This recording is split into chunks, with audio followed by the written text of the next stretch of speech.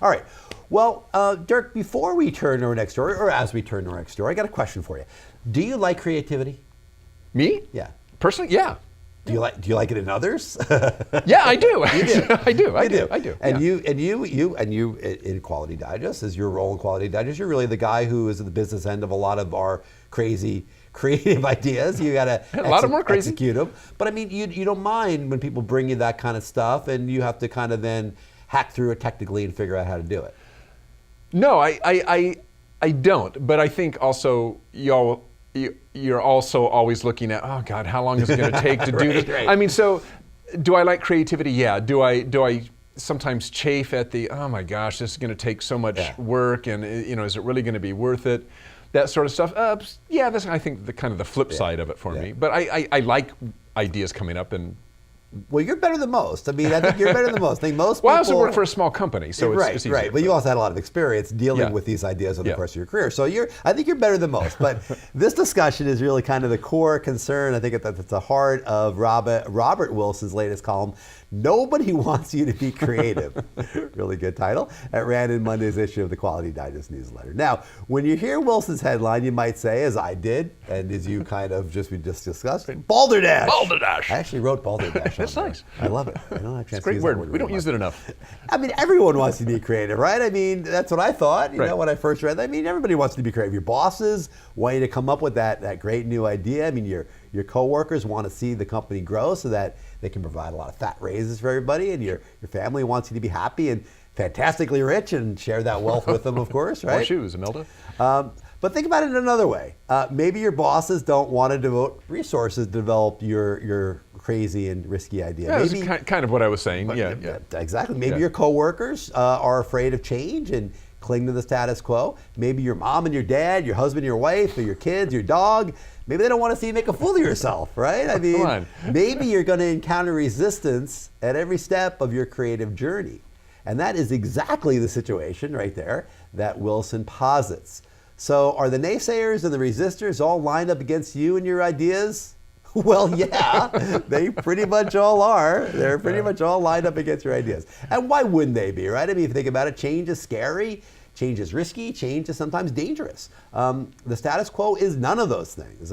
And I think that when you think about what that means and how it plays out in the real world, you see why some of these things are crazy and risky. And there's a couple of examples that came to me as I read this story. And one of them is one that Wilson refers to, and the other kind of came to me as I read his article. And the first one really was Kodak. Kodak, right? He talks about Kodak in his piece.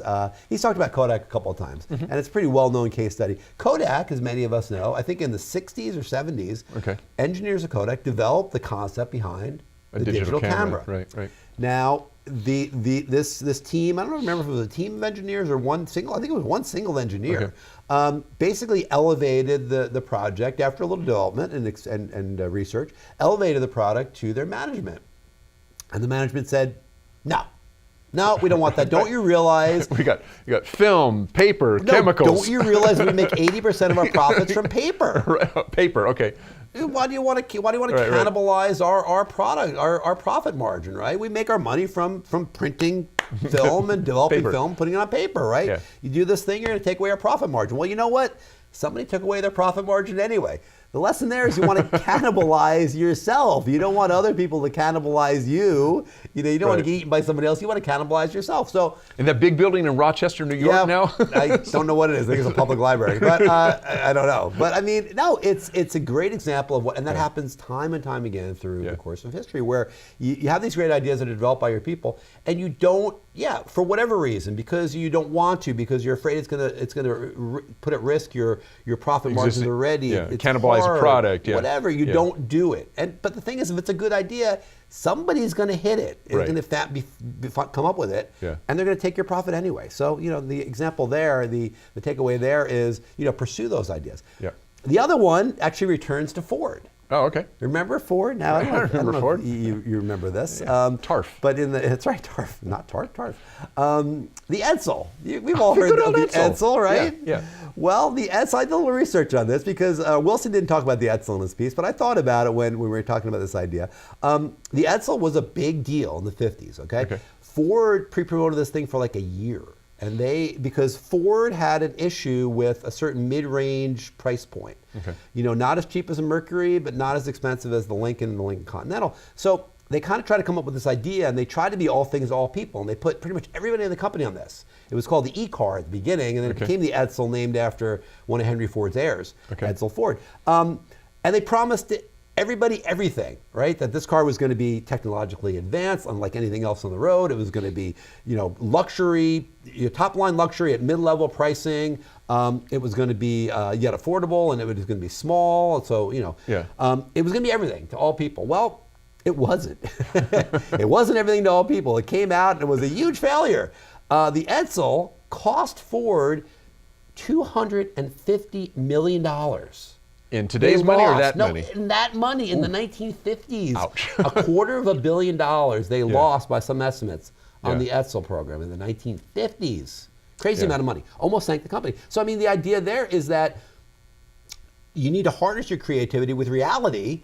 You can't over-promise and under-deliver. You know, you have to, but at the same time, they didn't go all the way with the creativity. They had some creative ideas. The grill was different. They had gearing on the steering wheel, as I understand it, gear shift. So there were some really cool things that were advancements that now they look back and say were cool advancements, but it wasn't enough of that. And they marketed it so heavily and so crazily that it could never fulfill all that, right? So, I mean, there's a couple of takeaways here. I mean, the first takeaway is that really true innovation is scary to pretty much everybody. I mean, and Wilson realizes that. I mean, there's a reason why his column is called The Uncomfort Zone, I think, because, you know, true innovation is scary. You know, creativity, if it could guarantee success, I think a lot of people would go along with it, but there aren't any guarantees, right? I mean, what are the guarantees? I mean, sometimes the brashest innovators are geniuses with ideas that are going to change the world, and sometimes they're cranks who, given the opportunity, are going to waste everybody's time and money and efforts and damage or even destroy